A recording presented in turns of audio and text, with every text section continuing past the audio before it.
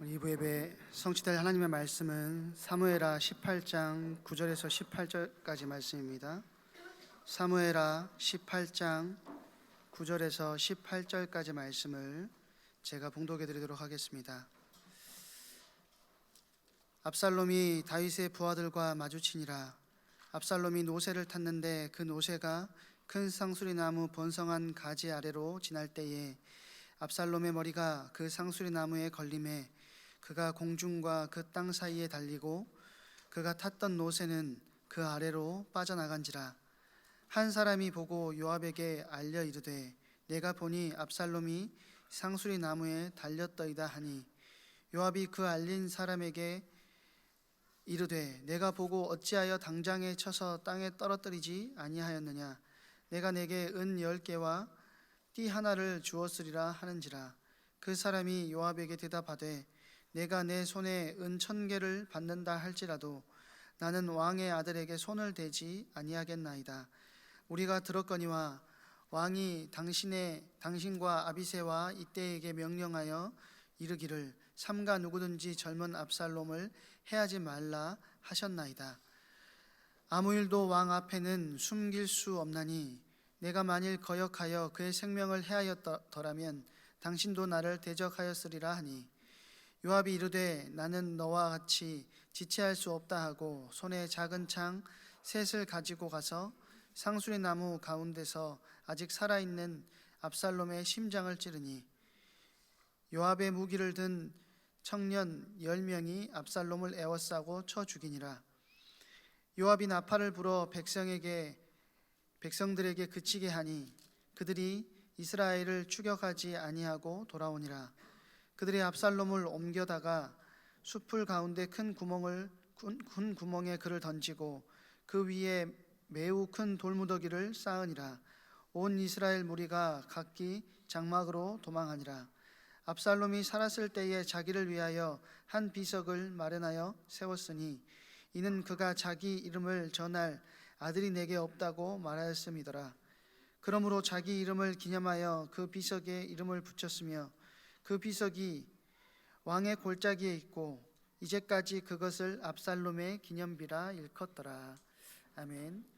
압살롬의 죽음과 다윗의 슬픔이라는 제목으로 담임 목사님 나오셔서 말씀 증거해 주시겠습니다. 우리 옆에 있는 분들 같이 함께 축복하시면서 인사하겠습니다. 하나님이 당신을 사랑하십니다. 하나님이 우리를 너무 사랑하셔서 우리의 모든 연약한 부분들 다 대신하시고 우리를 자녀 삼으셨죠. 한 번 더 인사하십시다. 하나님이 우리를 자녀 삼으셨습니다. 추석 연휴 잘 보내셨나요? 어떤 분들은 손님 또 가족들 이렇게 멀리서 온 자녀들 가족들 또 이렇게 챙기신다고 많이 애를 쓰셨을 거고, 어떤 분들은 되게 바쁘게 지내시다가 또 한 주간 연휴 기간 잠깐의 휴식이 좀 됐을 것 같기도 하고요. 또 어떤 우리 새가족 중심으로는 우리 또 설 명절이나 추석 명절에는 영적 싸움이 굉장히 심하잖아요. 영적 싸움의 현장 속에 있다가 또 예배 자리에 나오신 우리 성도님들도 계실 겁니다. 하나님께서 예배 가운데 약속하신 축복이 있습니다. 세상에 알 수 없는 평안을 너희에게 주겠다라고 말씀하시고요. 수고하고 무거운 짐진 자들은 내가 다 내게로 오라. 내가 너희를 쉬게 하리라. 세상이 줄 수 없는 진짜 쉼, 안식, 만족감을 우리에게 주신다고 약속하셨어요. 여호와는 나의 목자시니 내가 부족함이 없습니다 라고 고백했던 다윗처럼 여러분들의 삶의 현장에서 오늘 예배를 통해 진짜 세상 사람들이 알지도 못하는 은혜를 경험하고 또 새 힘을 얻고, 한 주간 여러분들이 은혜 속에서 또 힘내서 한 주간 또 하나님의 자녀답게 살아갈 수 있도록 오늘 우리에게 축복을 하나님이 허락하실 것입니다. 오늘 마음껏 그 축복 누리는 시간 되기를 바랍니다. 오늘 본문의 내용은요, 사무엘하 18장까지 왔습니다. 우리 사무엘서를 보면서 제가 계속 중간중간 말씀드리는 부분이 있죠. 단순히 사울 왕과 다윗과의 싸움, 갈등, 또 지금 이제 후서에 와서는 다윗과 압살롬의 갈등, 뭐 그렇게 보시면 이렇게 큰 걸 보지 못하고 아주 작은 것밖에 보지를 못해요. 큰 그림 속에서 지금 사사시대까지 와 있었던 하나님이 이스라엘 백성들을 큰 민족을 만들어내시고 출애굽시키셔서 지금 가나안 땅을 정복케 하셨죠. 그리고는 큰 나라를, 하나님이 다스리시는 나라, 하나님의 나라를 지금 보여주고 계세요. 구약 교회, 지금의 우리의 교회와 우리의 신앙생활 삶의 모습들을 함께 비춰주고 있는 부분입니다. 그런데 이 하나님의 나라가 사사시대 때 완전히 다 무너져 버렸어요. 자기에겐 분명히 하나님이 다스리시는 왕이 있었는데 우리에게 왕이 없으므로 다 자기의 소견이 옳은 대로 행하였다고 성경은 그들의 삶의 모습을 밝혀주고 있어요. 그러던 중에 이제 사무엘서에 들어오면서 사무엘과 또 중요한 다윗을 통해서 하나님 나라를 하나씩 회복해 가십니다. 그러던 중에 지금 하나님 나라에 자꾸 반대 길을 걸어갔던 사울, 그리고 오늘 압살롬, 단순히 다윗과 압살롬의 싸움이 아니고 갈등이 아니고 하나님 나라, 하나님이 다스리시는 왕국에 지금 압살롬이 반란을 일으켰어요. 다윗은 사람들이 추종해가지고 끌어올린 사울이지만 하나님이 허락하셔서 기름 부어 세우셨다는 이유 때문에 사울을 끝까지 죽이지 않고 그냥 도망만 다녔던 다윗의 모습과는 반대 모습이에요. 하나님이 기름 부어 세우신 다윗 왕, 근데 그 다윗 왕을 밀어내고 죽이고 자기가 왕이 되려고 하는 거예요. 지금 압살롬은 하나님이 압살롬에게 기름 부으신 적이 없으세요. 그런데 자기가 욕심을 내서 지금 기름 부음 받은 아버지 다윗 왕을 폐해버리고 자기가 지금 왕이 되어지고자 지금 나서는 거예요.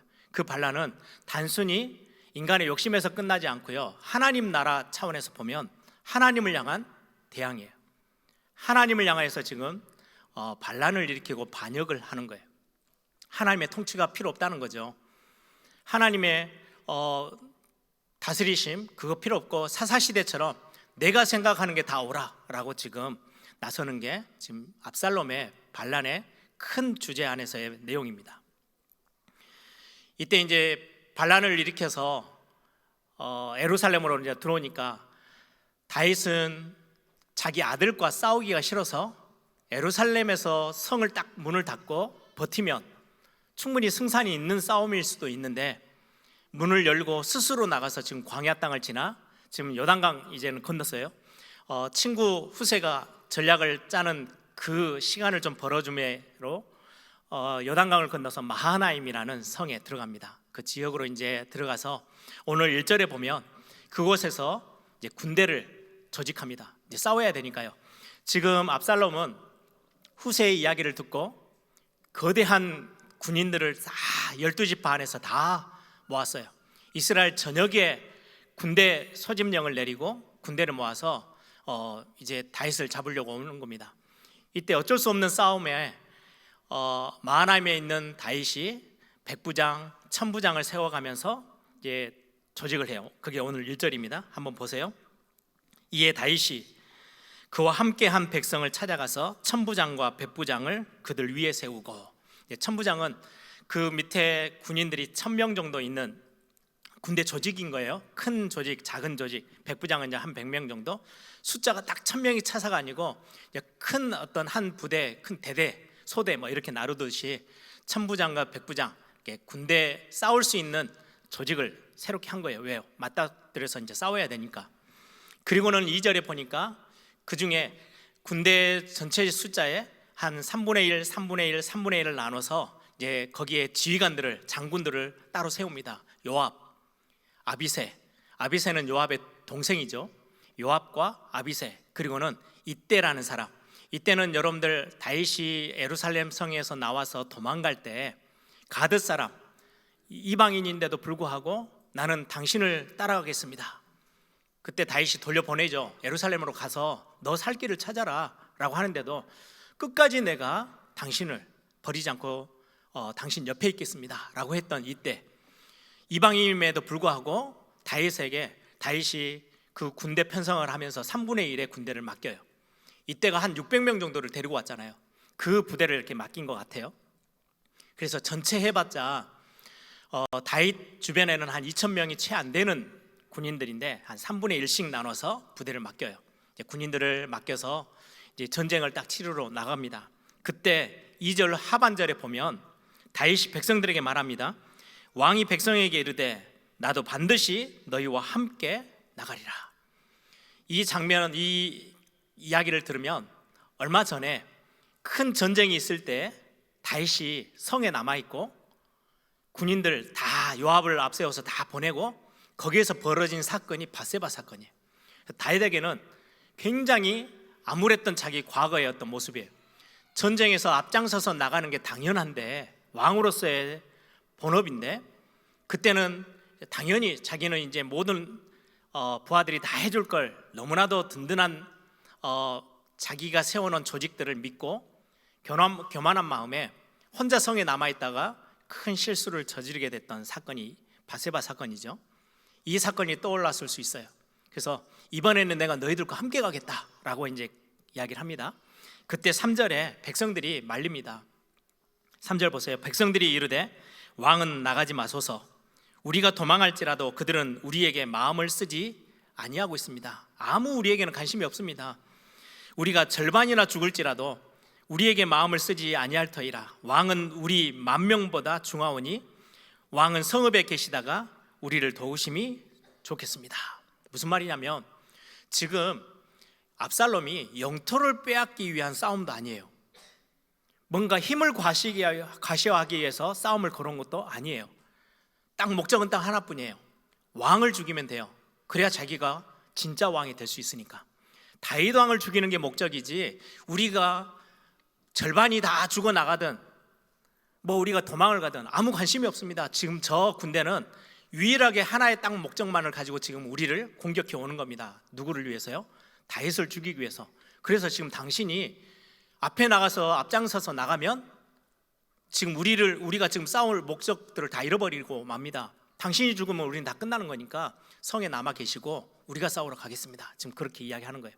그 이야기를 듣고 군인들을 앞서 보내면서 하나 부탁을 합니다. 그게 5절입니다.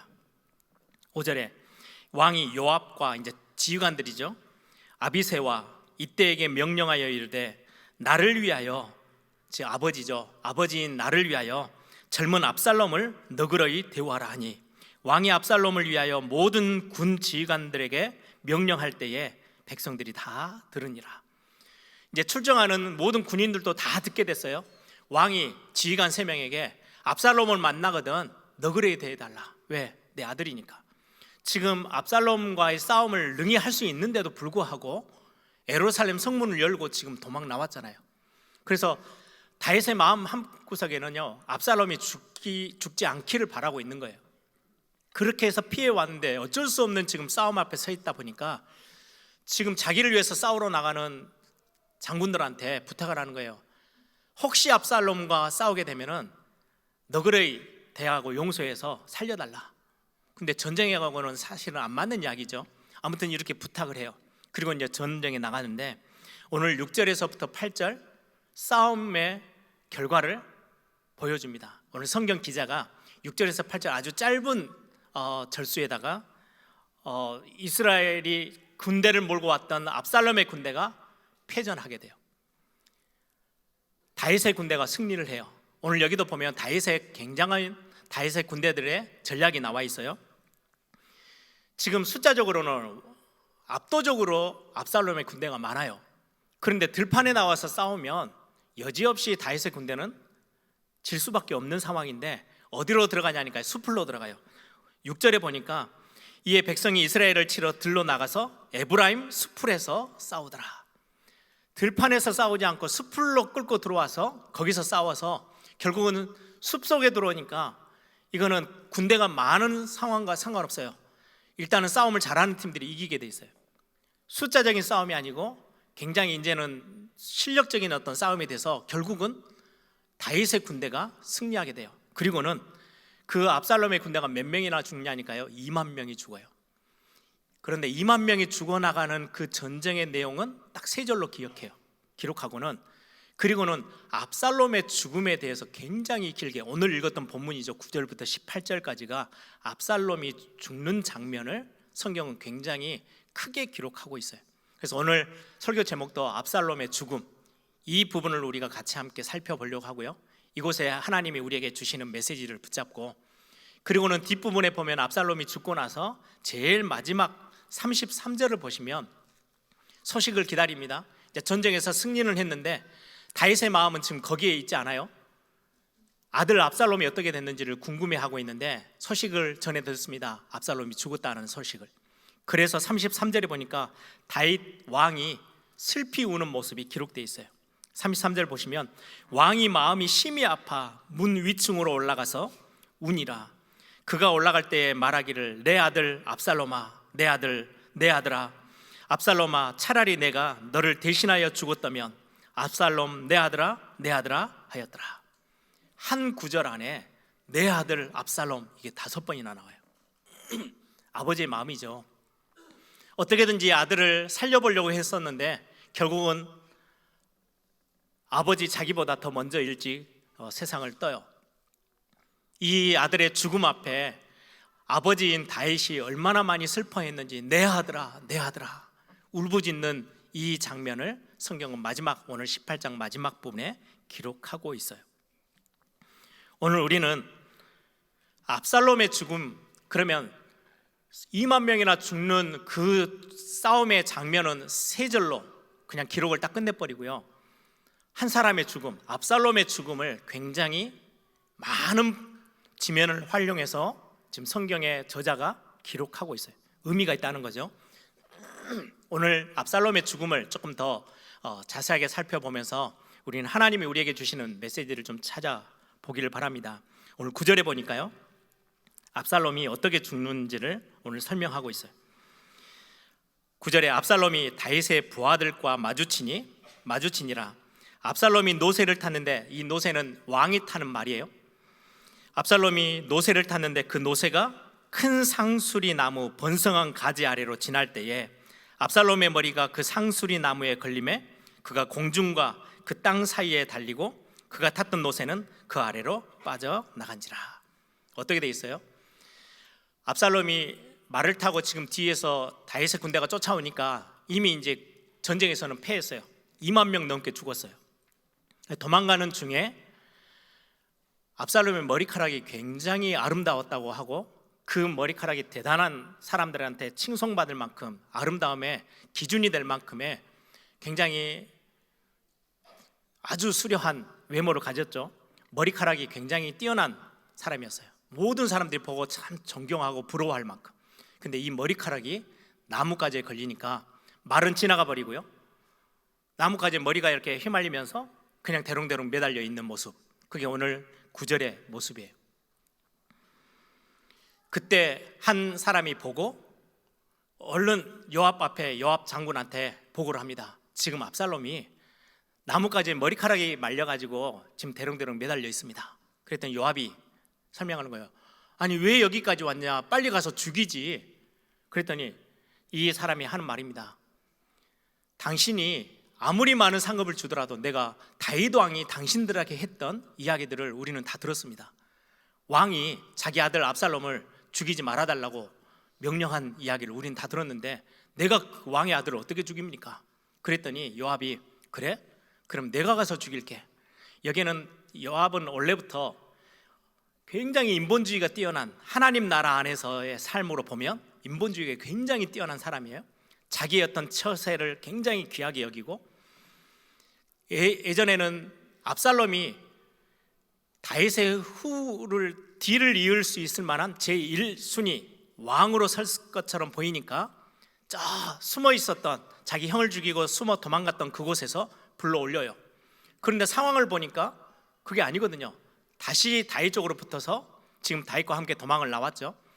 지금 상황에 압살롬이 살아서 나중에 다윗의 뒤를 잇는 왕이 되어지면 요압은 굉장히 애매한 상황에 처해요. 그래서 압살롬을 죽이는 게 지금의 정서에서는 맞겠다라고 판단이 들어서 직접 가서 압살롬을 죽입니다. 창을 들고 가서 매어 달려 있는 압살롬의 심장을 창으로 찔러요. 그리고는 요압의 부하들이 와가지고 돌로 쳐서 이 압살롬을 죽여요. 그리고는 오늘 본문에 보니까 17절 보세요. 그들이 압살롬을 옮겨다가 이제 밑으로 이제 죽은 압살롬을 나무에서 끌어내렸겠죠. 옮겨다가 숯불 가운데 큰 구멍에 그를 던지고 그 위에 매우 큰 돌무더기를 쌓으니라. 온 이스라엘 무리가 각기 장막으로 도망하니라. 이제 전쟁은 끝이 났고 압살롬은 돌무더기에 이제 묻혀서 이제 장사 지내져서 끝나요. 그 인생은 그렇게 해서 끝이 나고 압살롬의 죽음이 그렇게 보여지게 돼요. 그러면서 18절에 굉장히 특별한 하나의 사건을 하나를 기록하고 있는데요. 압살롬이 살았을 때 자기를 위하여 한 비석을 마련하여 세웠으니, 자기를 위해서 기념비를 하나 세웠어요. 그런데 성경 뭐라고 말하니까 이는 그가 자기 이름을 전할 아들이 내게 없다고 말하였습니다. 자기 이름을 막 알려주고 소문내주고 뭔가 막 자기 이름을 높여줄 수 있는 아들이 나를 대신해서 뭔가 비석을 만들어주면 좋겠는데 이미 아들이 없었던 건 아니에요. 있었는데 아버지보다 다 일찍 먼저 죽었어요. 그래서 자기에게는 아들이 없다라고 말을 하면서 그러면 내 이름을 높여내기 위해서 내가 스스로 기념비를 만들어야 되겠다라고 해서 지금 기념비를 쌓는 거예요. 그러므로 자기 이름을 기념하여 그 비석에 이름을 붙였으며 그 비석이 왕의 골짜기에 있고 이제까지 그것을 압살롬의 기념비라 일컫더라. 압살롬 스스로 자기 이름을 내기 위해서 기념비를 하나 지었다. 그게 이제 압살롬의 죽음의 마지막 장면이에요. 이게 오늘 본문의 내용이에요.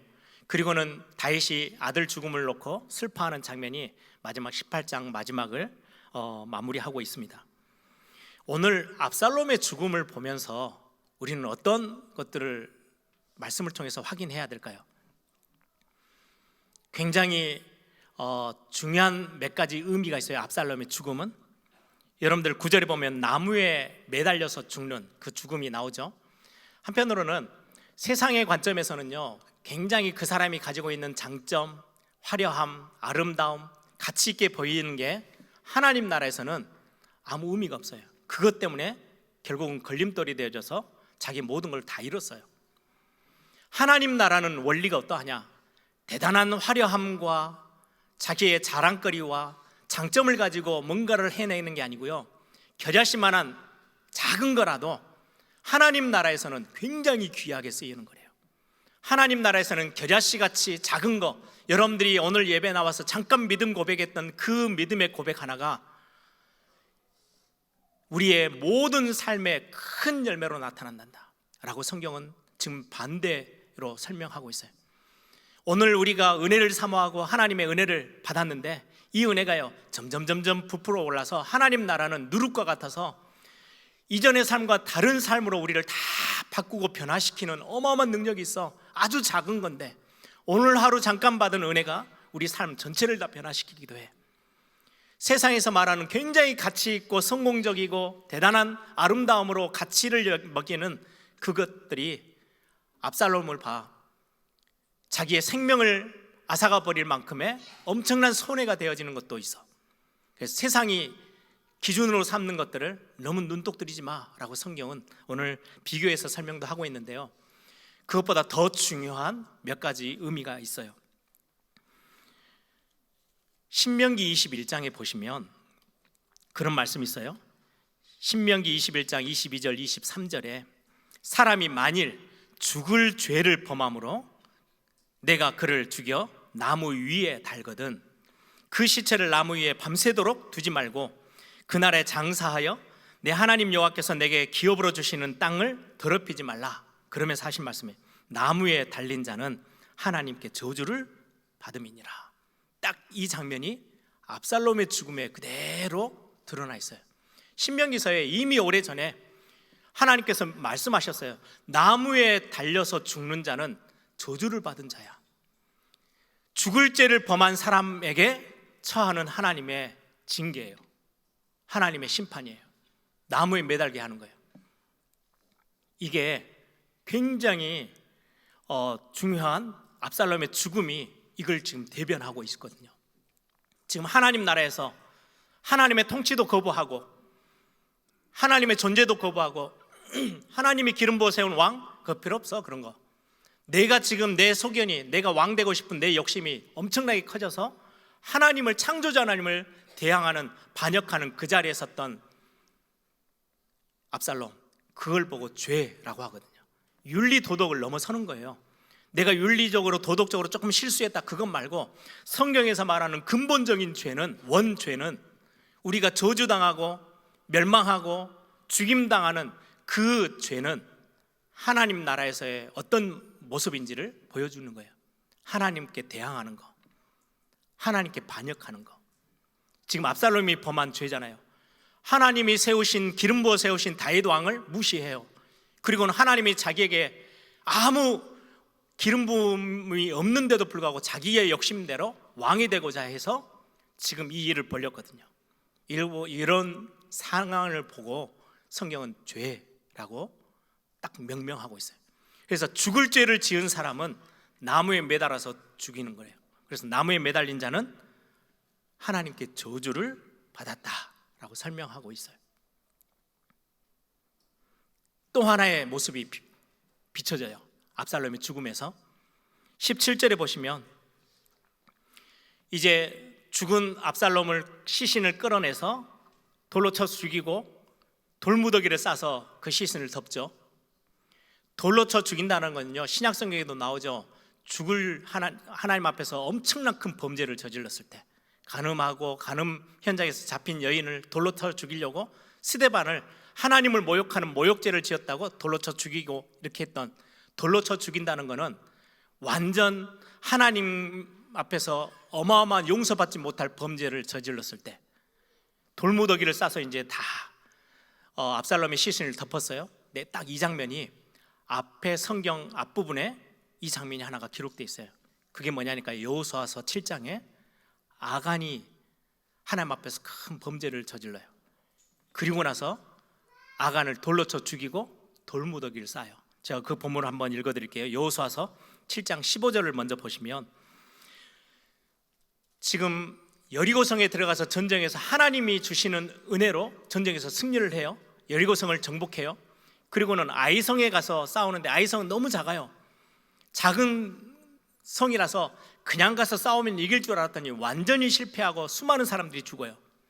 이때 하나님 앞에, 아니 이 싸움에서는 왜 우리가 실패합니까? 그랬더니 너희 중에 하나님의 언약을 거역하고 욕심으로 하나님이 명령한 걸 어겼던 사람 찾아내서 죽여라. 그래야 너희 죄가, 너희 백성들 안에 있는 죄가 없어질 거야. 그래서 제비뽑기했더니 아간이 뽑혀요. 그 부분을 지금 언급하는 내용입니다. 여호수아 7장 15절에 보시면, 온전히 바친 물건을 가진 자로 뽑힌 자를 불사르되 그와 그의 모든 소유를 그리하라. 이는 여호와의 언약을 어기고 이스라엘 가운데서 망령된 일을 행하였습니다. 언약의 백성들 사이에서 망령된 일을 행했던 사람 찾아내라. 그래서 찾았더니 아간이 나왔어요. 24절에서 26절에 보니까 여호수아가 이스라엘 모든 사람과 더불어 세라의 아들 아간을 잡고 그 은과 그 외투와 그 금덩이와 그의 아들들과 그의 딸들과 그의 소들과 그의 나귀들과 그의 양들과 그의 장막과 그의 속한 모든 것을 이끌고 아골 골짜기로 가서 여호수아가 이르되 내가 어찌하여 우리를 괴롭게 하였느냐? 여호와께서 오늘 너를 괴롭게 하시리라 하니 온 이스라엘이 그를 돌로 치고 물건들도 돌로 치고 불사르고 26절에 그 위에 돌 무더기를 크게 쌓았더니 오늘까지 있더라. 여호와께서 그의 맹렬한 진노를 그치시니 그러므로 그곳 이름을 오늘까지 아골 골짜기라 부르더라. 하나님의 맹렬한 진노의 상징으로 돌로 쳐서 죽이고 돌 무더기를 쌓았어요. 아간이 하나님의 언약을 어기고 하나님의 언약을 파기하고 깨버리고 하나님의 말씀에 대해서 완전히 뒤로 하고 자기의 욕심을 채웠던 그걸 보고 성경은 죄라고 지적하면서 이 죽을 죄를 지은 이 인간의 모습, 어떤 죄의 결과가 따라오는지, 죄의 결론이 어떻게 되는지를 성경은 보여주는 거예요. 나무에 매달려서 압살롬이 죽죠. 그리고는 죽어서 땅에다가 떨어뜨려서 돌무더기를 쌓아요. 똑같은 내용들이에요. 나무에 매달린 거 하나님의 저주를 받은 자, 하나님의 언약을 깨뜨리고 하나님의 진노를 받는 자의 마지막 최후의 모습, 돌무더기에 완전히 쌓아요. 아간처럼. 지금 압살롬이 똑같은 죽음의 모습을 성경은 긴 절수로 기록하고 있어요. 2만 명이 죽는 그 전쟁은요, 간단하게 그냥 기록적으로만 해놓고 지금 압살롬의 죽음에 대해서 이렇게 많은 부분을 기록하고 있어요. 그리고 마지막 하나 18절에 자기의 이름을 높이기 위해서, 알리기 위해서 기념비를 쌓았던 압살롬의 행실을 적어놓고요, 성경에서는 이 부분, 똑같은 부분이 성경의 창세기 11장에 나오죠. 창세기 11장 4절에 보니까요, 여러분들 바벨탑 사건이에요. 창세기 3장에 하나님의 언약을 깨트리고 나와서 그 노아의 홍수에서 살아남은 사람들이 점점 이제 많이 힘이 세졌어요. 그때 그들이 했던 이야기예요. 11장 4절에 또 말하되 자, 성읍과 탑을 건설하여 그 탑 꼭대기를 하늘에 닿게 하여 우리 이름을 내고 온 지면에 흩어짐을 면하자. 하나님이 그 교만함을 바벨탑 무너뜨려 버렸어요. 지금 압살롬이 자기 이름을 내기 위해서 기념비를 쌓았던 거 하나님이 한순간에 그냥 무너뜨려요. 하나님 앞에서는 있을 수 없는 범죄함이에요. 자기 이름을 내고자 자기 중심이 되어지고 하나님의 언약을 깼던 창세기 3장의 그 문제를 죄라고 지적하고 하나님 나라에 반역하며 하나님의 다스림에 반대했던 그 압살롬의 끝이 어떻게 됐는지, 압살롬의 끝이 아니고요, 죄의 결과, 죄의 결론이에요. 나무에 매달려서 죽어요. 저주받는다는 거예요. 돌무더기를 싸서 죽여버렸어요. 돌로 쳐서 죽였어요. 하나님의 진노가 그 앞에 있다는 거예요. 진노를 피할 수가 없어요, 죄는. 이 모습을 보면 저와 여러분의 모습과 똑같아요. 윤리 도덕을 넘어서서 원죄 가운데 잡혀있는 저와 여러분의 모습을 성경은 낱낱이 말씀하고 있어요. 하나님을 떠나고 하나님 앞에 반역하고 창조자 하나님 앞에 대적하고 내가 더 높아지기를 원하고 하나님의 언약을 깨버렸던 죄인의 모습은 어떠하느냐? 저주를 피할 수 없어. 진노를 피할 수가 없어. 결국 죽어야 해. 그런데요, 바울 사도는 이 사건을 두고 뭐라고 표현한 줄 아세요? 갈라디아 3장 13절에 그리스도께서 우리를 위하여 저주를 받은 바 되사 율법의 저주에서 우리를 속량하셨으니 기록된 바 나무에 달린 자마다 저주 아래 있는 자라 하였음이니라. 예수님을 우리가 받아야 될, 저주받아야 될 그 속에서 우리를 끌어내시고 하나밖에 없는 독생자 아들 예수 그리스도를 십자가 나무 위에 달게 하셔서 우리의 모든 죄를, 우리의 저주를, 우리가 받아야 될 저주를 대신 받게 하셨다. 바울 사도가 이렇게 고백해요. 우리를 위하여 그리스도께서 저주를 받은 바 되사 나무에 달린 자가 되어졌대요. 십자가 사건은 이걸 상징하는 거예요. 신명기서에 분명히 말해요. 하나님께 저주받은 자는 나무에 매달려 죽게 될 거야. 그게 죄의 결과야. 그리고 돌무더기에 싸서 하나님의 진노가 이토록 죄에 대해서는 무섭게 임하는 거야. 근데 우리가 죄인이잖아요. 우리가 그렇게 죽어야 될 모습을 압살롬의 죽음을 통해서 우리에게 보여주고 있어요. 우리는 이런 자야. 인류의 죄의 결론과 결과가 이래. 인류가 하나님을 향하여서 대적했는데 그 죄의 결과로 인해서 저주받고 진노 아래에 있어야 될 우리인데 그리스도께서 우리를 대신해서 이 모든 저주와 재앙과 진노를 다 담당하시고 우리를 그 안에서 끌어내리셨어. 이게 하나님의 사랑이야 라고 지금 우리에게 설명해 주고 있는 거예요. 죄의 싹은 사망이라고, 진노를 피할 수 없고 저주를 피해갈 수 없는 죄인된 삶의 모습. 근데 그 죄인인 우리를 하나님께서 하나밖에 없는 독생자들을 내어주셨어요. 십자가에 매달게 하셨어요.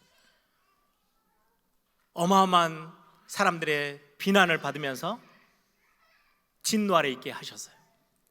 그런데 오늘 마지막 읽지 않았지만 33절에 다윗의 슬픔이 나오죠. 오늘 제목하고 압살롬의 죽음은 우리가 죄 아래에 있었던 우리의 모습과 똑같은 모습이에요. 그런데 하나님이 하나밖에 없는 독생자 아들 예수 그리스도를 저와 여러분 대신, 죄인 대신 십자가 저주받을 그 자리에 집어넣고 우리를 거기서 끌어내리시고 우리를 끌어안으셨어요. 이걸 보고 아버지 하나님의 사랑이라고 해요. 그리고는 구원하시고 나서 그대로 둔 게 아니고요, 우리를 자녀 삼으셨어요. 그래서 성경은 뭐라고 말씀하고 있는지 아십니까? 요한복음 3장 16절에 하나님이 세상을 이처럼 사랑하사. 어느 정도 사랑하셨냐? 우리는 그냥 저주 가운데 버려주면 돼요. 왜요? 우리는 피조물에 불과해요. 어린아이들이 장난감 가지고 놀다가 실증 나면요, 그냥 아무 때나 던져버려요. 우리는 하나님이 그냥 이렇게 지어서 만드신 피조물일 뿐이에요. 하나님이 그냥 버려버려도, 저 죄인이 나를 대항해? 나를 배신해? 언약을 깨버렸어? 하나님 그냥 버리시면 끝나요.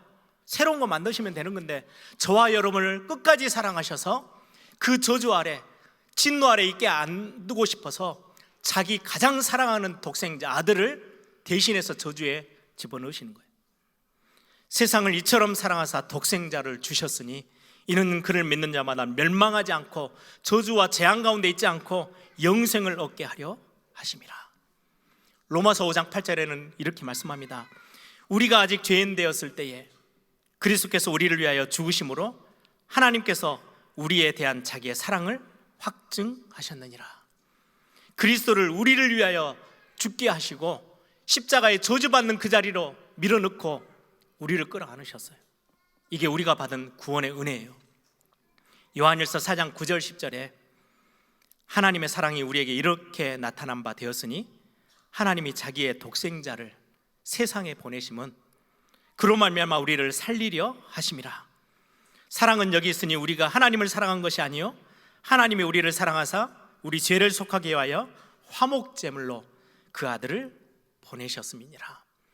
저는 오늘 본문 제일 마지막에 있는 33절을 보면서 아버지 되신 하나님의 마음이 좀 느껴졌어요. 나의 하나님, 나의 하나님, 나의 아버지, 나의 아버지, 어찌하여 나를 버리십니까? 라고 소리치고 있는 하나밖에 없는 아들 예수 그리스도로 십자가에서 매어 달리면서 소리치고 있는 그 소리에 길을 막듯이 얼굴을 외면하고 아버지의 마음이에요. 다윗의 마음. 내 아들아, 내 아들아, 압살롬 내 아들아, 내 아들아, 내 아들아. 하나님의 마음이 찢어질 만큼 아픈데도 불구하고 그 아들을 십자가의 저주에 내어주면서 저와 여러분을 품으셨어요. 이게 우리가 받은 구원의 은혜예요. 우린 참 많은 것들을 잃어버리고 살 때가 참 많죠. 자기 아들을 잃어버리는, 지금 죽음 앞에 내어놓는 이 아버지 다윗의 마음, 내 아들아, 내 아들아. 십자가에서 울부짖고 있는 예수 그리스도 그 독생자 아들, 그 소리를 들으시면서도 그 마음이 아버지의 마음은 어땠을까요? 다윗의 마음보다 훨씬 더 했겠죠.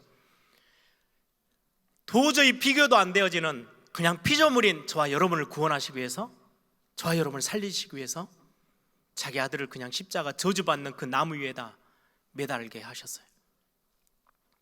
진노 아래 그냥 던지셨어요. 그리고는 저와 여러분을 품어 안으신 거예요. 그리고는 말씀해요.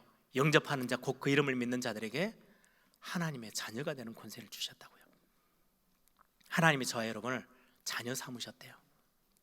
그 사랑으로.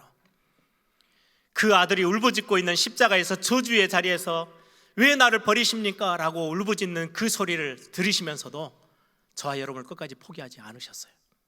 그냥 내팽개쳐 버리면 될 저와 여러분 아무것도 아니잖아요.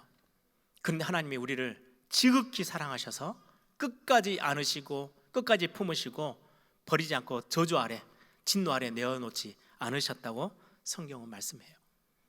저는 오늘 말씀을 준비하면서 내가 이번 한 주 또한 한 주를 살아가면서 내가 하나님의 이 은혜 속에 좀 깊이 머물러 있어야 되겠다. 내가 첫 하나님과의 그 복음을 듣고 알게 되면서 너무 감격했던 그 시간 지나면서 너무 많이 또 해이해지고 약해지고 무뎌진 내 마음에 하나님이 이 압살롬의 죽음을 보면서 내 진짜 모습이 이런 모습인데 내가 이렇게 저주 앞에 그냥 죄의 결과는 이렇게 죽어가는 게 당연한 건데 나를 구원하셨구나. 그리고 오늘 이 예배 자리에 은혜 주시겠다고 마음껏 품으시겠다고 모든 응답과 은혜와 축복을 다 준비하고 우리를 예배 자리로 부르신 그 하나님 아버지의 사랑이 얼마나 크게 느껴지는지요. 아들의 울부짖음을 듣고 다윗이 그렇게 슬퍼했던 그 마음, 하나님의 마음은 100배 1000배 더 컸을 건데 그 독생자 아들을 그냥 외면하고 저와 여러분을 바라보셨던 그 하나님의 아버지의 마음, 오늘 그 하나님의 은혜, 하나님의 사랑 이것으로 가득 차서 우리 에일교회 모든 성도들이 이번 한 주를 그 응답 속에, 은혜 속에 한 걸음 한 걸음 걸어가는 한 주간이 되기를 소망합니다. 내 것을 막 드러내고 뭔가 내 힘으로 살아갔다고 큰 소리치는 우리 앞에 압살롬의 죽음을 봐. 죄 앞에 있는 사람들의 모습은 이것뿐이야. 이게 답이야.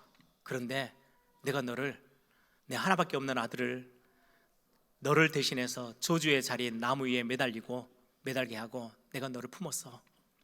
내가 너를 그렇게 사랑해서 품은 너는 내 딸이고 내 아들이야. 너는 내 자녀야. 내가 너와 함께 할 거야 라고 오늘 또 우리에게 사랑 고백하고 계세요.